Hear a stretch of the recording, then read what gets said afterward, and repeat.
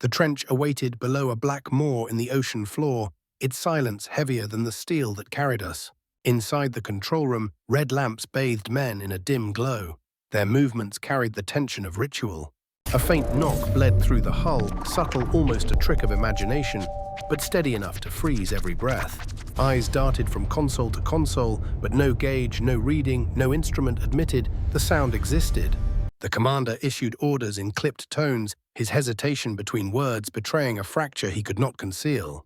Another knock followed, harder, sharper, reverberating through bulkheads until mugs rattled in their racks. Sonar returned only chaos screens, blooming into distortion, the ocean refusing to be mapped as if it chose to hide. The hull answered with a groan, deep and resonant, like something vast pressed against us from the dark beyond. Then came the pounding, furious and urgent, each strike echoing in time with our climb, as though ascent itself was being denied. When the pounding stopped, the silence left behind was worse, roaring inside our skulls, a silence that felt alive. Our unit's designation was Dolphin 03, a steel vessel, and her crew of 60 patrolling where maps ended and speculation began. We were not decorated heroes, only sailors forged by monotony and routine, our strength lying in the repetition that kept us alive. Training had fused us days in pressure simulators, nights rehearsing silent drills, learning gestures as language in the claustrophobic dark. Discipline was our marrow, each movement precise, each breath measured against oxygen gauges. We carried a reputation not for triumphs, but for reliability. When others faltered, Dolphin 03 delivered. The mission parameters were cold and clear: maintain EMCON sweep, a disputed trench record, anomalies return unseen. Intelligence claimed the only threats were geological unstable shelves, seismic tremors, currents strong enough to twist metal. Victory, they told us, would be silence no enemy encountered, just clean data and the proof of presence. But silence at sea is fragile. One crack in the hull and the abyss swallows everything. Still silence became bearable through human ritual, a hand passing coffee, a weary smile, small gestures binding the crew. Morales, the youngest, hummed tunelessly through clenched teeth, a private rhythm against the thrum of engines. Bennett, the joker, eased the weight by leaving sketches on control boards, defiant laughter where laughter was scarce. Kowalski, steady as ballast, never spoke loudly, but we steadied ourselves on his calm. The commander led with restraint, his voice low, his decisions unquestioned. Beneath professionalism, tension hummed like static, revealed in sidelong glances during routine checks. The hull groaned under pressure, a second heartbeat inside the steel. Our world shrank to red lamps, the tang of oil and metal, and the blinking of instruments we trusted with our lives. Each man clung to a ritual, some touched lucky coins, others pressed fingers to hidden photographs. We were a closed system, 60 men breathing recycled air tethered by discipline and fate. Outside, the sea waited, not enemy, not ally, only a weight pressing in from every direction. The trench ahead was only half-charted sonar sweeps stitched together with guesswork and blurred imagery. Intel assured us no hostile contact, only water pressure and time stood in our way. But sailors know the sea hides more than it reveals, and confidence never lasts long underwater. We carried standard loadout dual sonar arrays, emergency ballast black box recorders, enough to survive on paper. Weapons were locked silent, torpedo tubes sealed. This mission was to observe, not provoke. Data was our prize: acoustic logs, mapped coordinates charts proving control of the deep. The deployment began without ceremony. No fanfare, only coordinates, sealed orders, and the quiet dive. Every man knew the stakes, not medals or glory, only the certainty that survival was victory. Some betrayed their doubts in small ways, straps checked twice, hands lingering on steel. Others leaned into superstition, scribbled notes in personal logbooks never meant to be read. The air before departure was heavy. Laughter forced movements too sharp, silence falling quickly. I remember the commander's final glance at the horizon before sealing the hatch, a quiet acknowledgement of risk. Once submerged, there was no horizon, only gauges, steel bulkheads, and unspoken reliance. Intel had drawn the outline. It was our duty to fill in the blanks with soundings and presence. So we descended carrying certainty, born of training, blind to the truth that silence itself would soon betray us. The descent continued until sonar picked up a faint metallic echo, a noise that did not match the sub's machinery. The watch officer dismissed it as interference, but the bearing held steady, anchored to one invisible point in the black water. The sonar operator, hands trembling, slightly logged the anomaly, an impulse repeating at exact intervals. The entry was dutifully recorded, yet in the red glow of the control room, unease crept across the faces of men. The commander's voice cut through calm and steady, ordering no deviation in course. Still, the sound persisted clearer now, a patient knocking that seemed to reverberate through the very steel of the hull. Men shifted in their chairs, posture, stiff eyes fixed on their panels while pretending the silence was not crushing them. Each instrument was checked in sequence, but every system returned normal, offering no comfort. Morales, barely out of training, began humming his tune, faltering each time the knocking cut through. Bennett scribbled a drawing of a hand pressing against glass, but tore the page and stuffed it away. Kowalski leaned closer to the sonar console, listening with the instincts of a man who had survived too many patrols. The commander repeated the report with practiced neutrality, though the pause before his words betrayed his doubt. Orders were issued for technical checks, every potential cause, considered every reading stubbornly normal. Still, the sound remained patient, methodical, like a hand knocking on a locked door, waiting for acknowledgement. A decision was made to send a single active sonar ping. The return brought back nothing solid, only distortion. The ping seemed to provoke. The knocks grew louder, rattling utensils and vibrating through bulkheads like an answer. The control room fell into a silence heavier than watermen caught between protocol and instinct. Glances darted across the cramped space, unspoken fear carried in every tense jaw and clenched fist. The sound could now be heard beyond the control room in sleeping quarters and narrow passageways. No escape from it.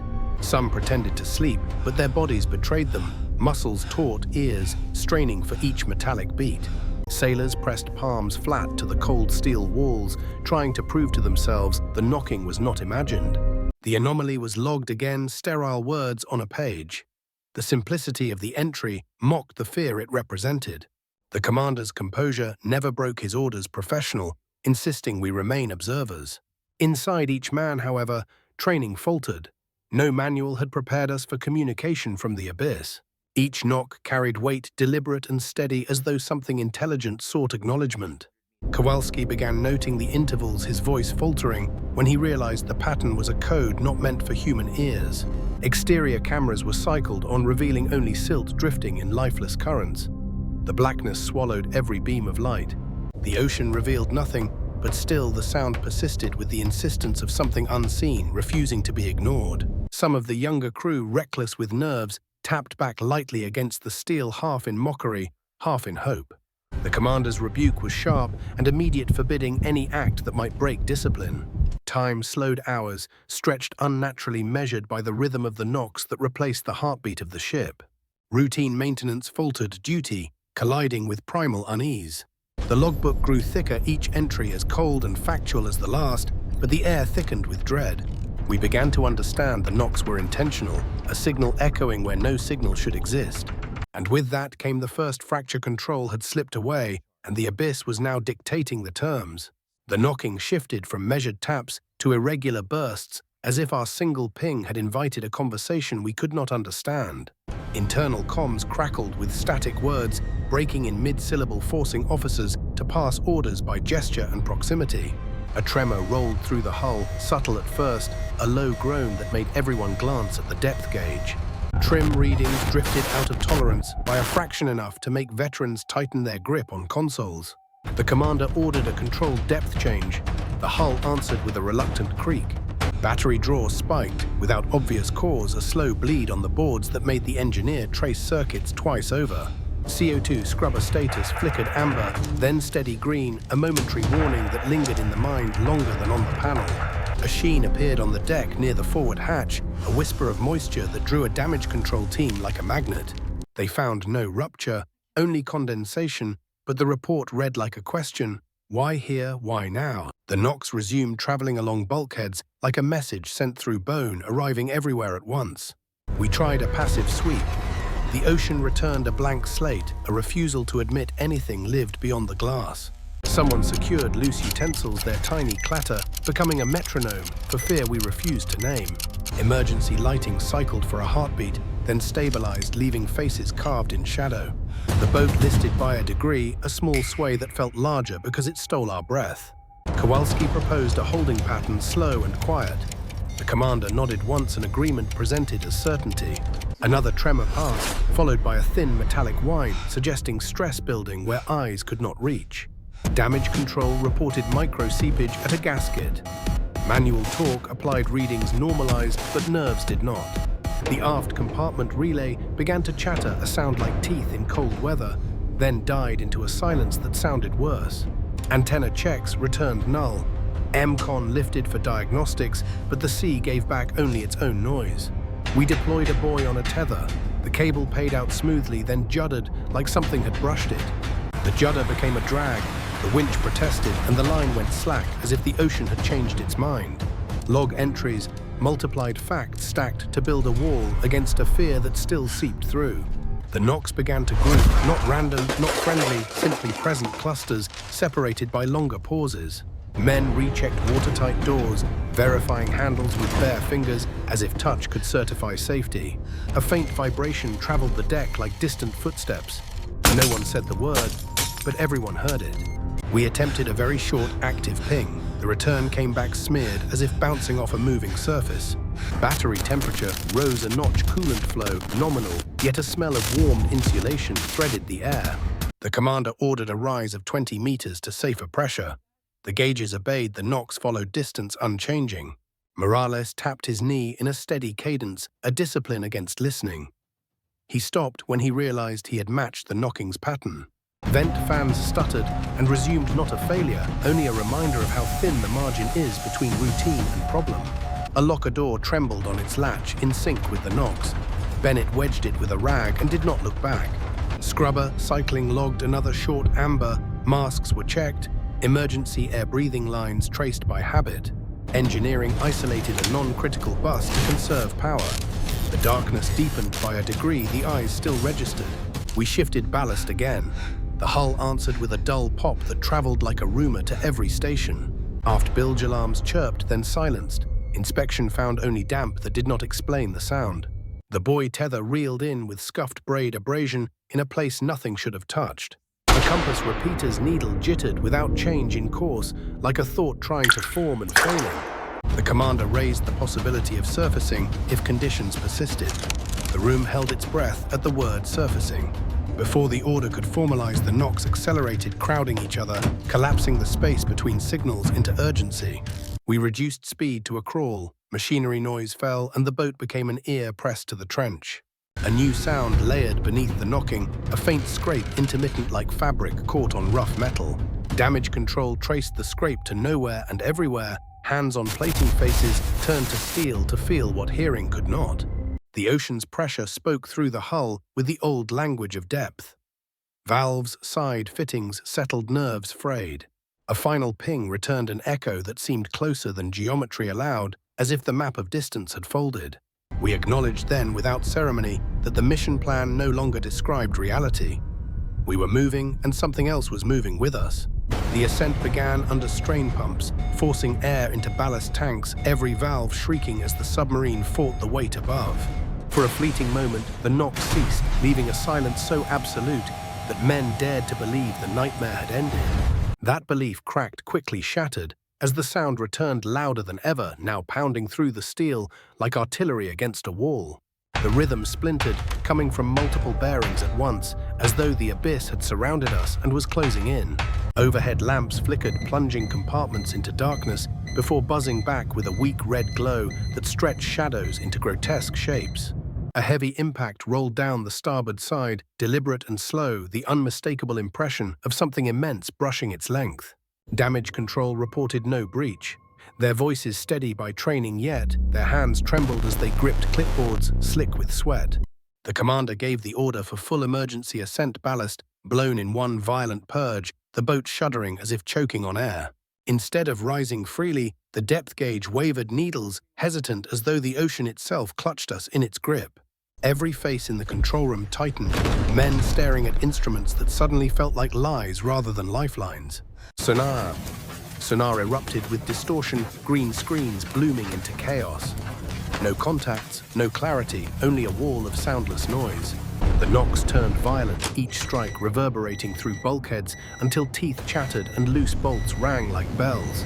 The hull flexed audibly, a tortured groan, rolling bow to stern rivets, straining as though the pressure came from more than water. Morales tore off his headset, screaming that he could hear voices inside, the knocking words no one else could pass. Medics rushed him out, restraining him gently, their silence betraying a fear that sanity itself could fracture under the weight of sound. The commander broke the tension with a clipped order, prepare to surface, regardless of risk protocol abandoned for survival. Ballast tanks vented in one raw air, rushing like thunder through pipes, the submarine jerking upward meter by meter. But the pounding followed, climbing with us, each impact synchronized to our ascent, refusing to let us slip free. Bennett muttered a joke, half-formed, his voice cracking, before fear strangled humor at its birth. Depth integrity compromised. A long metallic tear along the keel, as though claws or anchors dragged across our spine. Every man froze, listening, as if stillness might hide us, though nothing could mask the sound echoing through the steel. Engineering shouted over the intercom that stress alarms blazed red, yet still no water poured in, no breach to name. The commander's knuckles whitened around the chart table, his calm a masked discipline, the last defense against panic. Without warning, the pounding stopped, replaced by a suffocating silence that felt more dangerous than the noise. The crew waited, breaths shallow, each heartbeat, a thunder in ears trained to hear the smallest anomaly. Then the hull shivered with a resonance deeper than sound, a vibration that rattled bone and made teeth ache. The forward bulkhead rang once sharp and metallic, like a hammer striking from inside rather than out.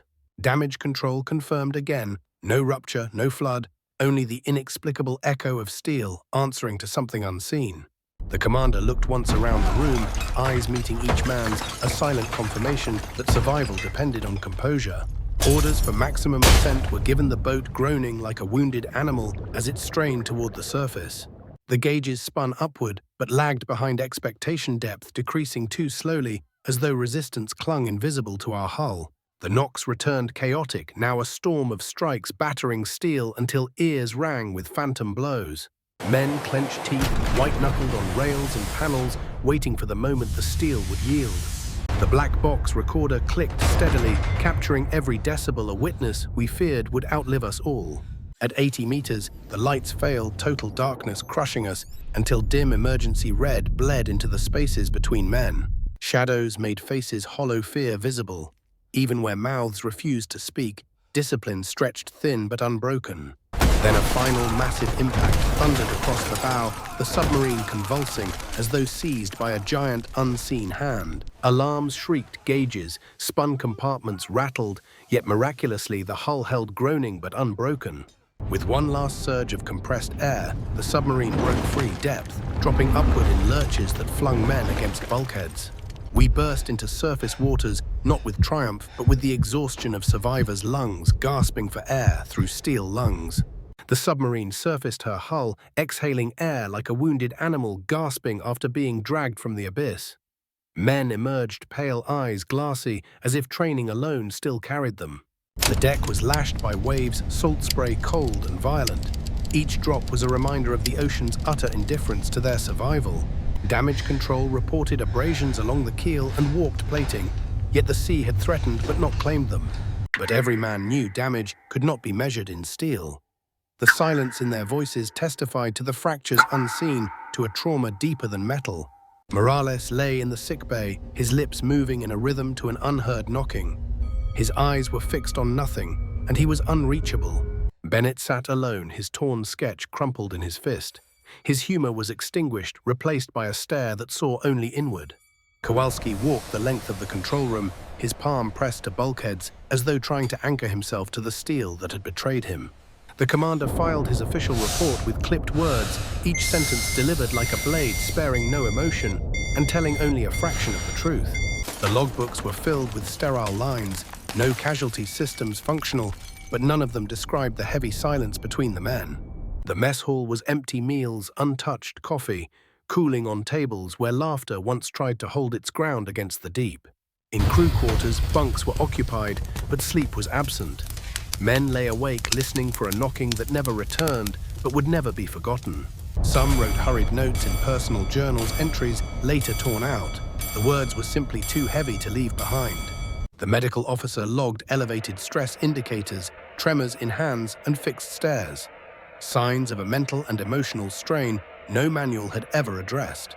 Inspection of the hull revealed scratches that ran too straight, too deliberate. It was as though tools unknown had scored the steel a wound from something unnatural. The engineering team photographed the marks, their lenses fogging from salt spray. Their reports ended with cause unconfirmed. A black box review confirmed hours of recordings, knocking sequences clear, undeniable, and now stored for higher command to either act on or bury. The commander sealed the evidence personally, redacting details before transmission. His face was unreadable, a mask of duty and silent knowledge. Above deck, men avoided the ocean's horizon, as if eye contact with the sea might invite its sinister return. The atmosphere shifted, no jokes, no idle chatter, only duty executed with the cold silence of a ritual performed after a death. During routine drills, movements were stiff, as if every valve turned or hatch checked recalled echoes of the deep. Letters home were written with unusual brevity, stripped of detail. They were heavy with an unspoken weight that their families would never understand. Religious men prayed quietly, their heads bowed over dog-eared books. Others simply stared into metal, seeking nothing but an answer they knew they would never find. The ship's clock marked time, but the crew lived by another rhythm, waiting for a sound that did not come, a sound that had been a monster and was now a ghost. Attempts to restore normal routine failed. Even routine maintenance carried an edge of dread, as if the hull might speak again. The captain ordered a final diagnostic sweep, confirming all systems functional, but the crew's unease remained unmoved by the data. When the mission was declared complete, no cheer rose. There was only the muted acknowledgement of a survival that felt more like a defeat. The official communiqué summarized events in sterile terms, technical anomalies, observed no further incident truth, buried beneath a mountain of classification. As the submarine turned homeward, the sea stretched indifferent and endless, concealing what had happened beneath its skin. We survived, yes, but every man carried the silence with him. It was a weight heavier than the water we escaped, a phantom burden. The last truth, the silence had been the mission, and it was a mission that we would carry with us until the end of our lives. The submarine surfaced at dawn, a wounded beast gasping for air.